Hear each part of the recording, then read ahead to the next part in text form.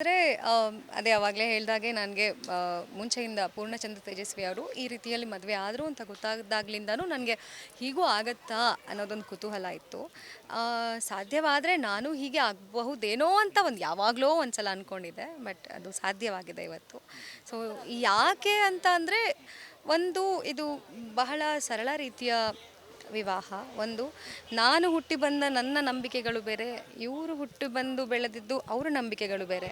ಇಲ್ಲಿ ನಾವಿಬ್ಬರೂ ನಮ್ಮ ಇಬ್ಬರ ನಂಬಿಕೆಗಳನ್ನು ತುಂಬ ಪರಸ್ಪರ ಗೌರವಿಸ್ತೀವಿ. ಯಾರು ಯಾರ ಮೇಲೂ ಯಾವುದನ್ನು ಹೇರಿಲ್ಲ ಇದುವರೆಗೂ. ಹಾಗಾಗಿ ನಮ್ಮ ಒಂದು ಈ ನಿರ್ಧಾರಕ್ಕೆ ಇದು ಸರಿಯಾದ ರೀತಿಯ ಮದುವೆ ಅಂತ ನಮಗನ್ನಿಸ್ತು.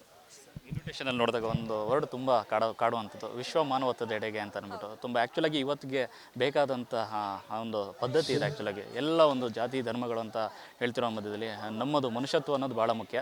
ಸೊ ಆ ಥರದ್ದೊಂದು ಥಾಟಲ್ಲಿರುವಂಥದ್ದು. ಹೌದು. ಅಂದರೆ ಆ ಆಲೋಚನೆ ಅದೇನು ವೆಡ್ಡಿಂಗ್ ಕಾರ್ಡಲ್ಲಿ ಅದೇನು ಪ್ರತಿಯೊಂದು ಪದಗಳು ಇವರದ್ದು ಪ್ಲ್ಯಾನು, ಅವರೇ ಬರೆದಿರೋದು ಅದನ್ನು. ಸೊ ಖಂಡಿತ ಅಂದರೆ ವಿಶ್ವಮಾನವ ಅನ್ನೋದು ಸುಮ್ಮನೆ ಹೇಳಿಬಿಡೋದಲ್ಲ, ತುಂಬ ದೊಡ್ಡ ಪದ. ಅದನ್ನು ಸಾಧಿಸಿ ತೋರ್ಸೋಕ್ಕೆ, ಬದುಕಿ ತೋರಿಸೋದು ತುಂಬಾ ಕಷ್ಟ, ಅದು ಅಷ್ಟು ಸುಲಭ ಅಲ್ಲ. ಸೊ ಅದ್ರ ಕಡೆ ನಾವು ಒಂದು ಹೆಜ್ಜೆ, ಮೊದಲನೇ ಹೆಜ್ಜೆ ಇವಾಗ ಇಟ್ಟಿದ್ದೀವಿ ಅಷ್ಟೇ. ಸೊ